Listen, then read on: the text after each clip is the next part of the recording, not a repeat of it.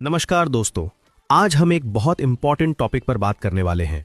AC में ice क्यों जमती है, और वो भी 3 अलग अलग टाइप्स में।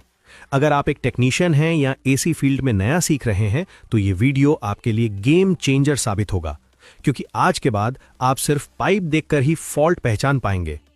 देखिए दोस्तों, यहां हमारे पास 3 अलग अलग एसी यूनिट्स हैं और तीनों में आइस अलग अलग तरीके से जमा हुआ है। पहला, दोनों पाइप पर आइस। दूसरा, सिर्फ सक्शन पाइप पर आइस।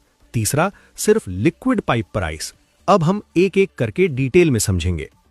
अगर आप देख रहे हैं कि दोनों पाइप पर आइस जम रहा है तो समझ जाइए ये सीरियस फॉल्ट है। इसका मतलब है सिस्टम का प्रेशर पूरी तरह डिस्टर्ब हो चुका है। इसके कारण हो सकते हैं low gas, capillary blockage, compressor weak या सिस्टम में रिस्ट्रिक्शन।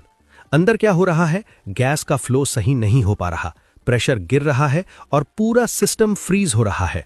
वार्निंग, अगर इस कंडीशन में एसी चलाते रहे तो कंप्रेसर डैमेज हो सकता है। अब अगर सिर्फ मोटा पाइप यानी सक्शन लाइन पर आइस जम रहा है तो ये इनडोर साइड की प्रॉब्लम है। इसके मुख्य कारण हैं dirty air filter, blower motor issue, dirty evaporator coil या एयर फ्लो का कम होना।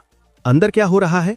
कॉइल ठंडी हो रही है लेकिन हीट एब्जॉर्ब नहीं हो रही, इसलिए पाइप फ्रीज हो जाता है। याद रखें, एयर फ्लो नहीं तो आइस जरूर।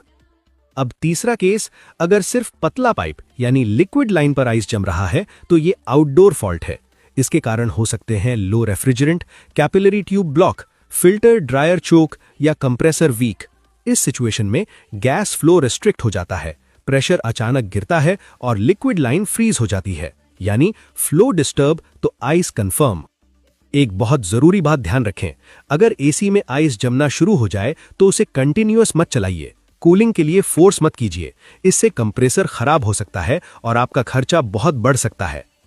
एक स्मार्ट टेक्नीशियन वही है जो सिर्फ पाइप देखकर फॉल्ट पहचान ले। मोटा पाइप आइस मतलब इनडोर प्रॉब्लम, पतला पाइप आइस मतलब आउटडोर प्रॉब्लम, दोनों पाइप आइस मतलब मेजर फॉल्ट। डायग्नोसिस सही तो रिपेयर आसान। तो दोस्तों, आज आपने सीखा एसी में आइस जमने के 3 टाइप्स। अगर ये जानकारी यूजफुल लगी तो इस वीडियो को शेयर करें।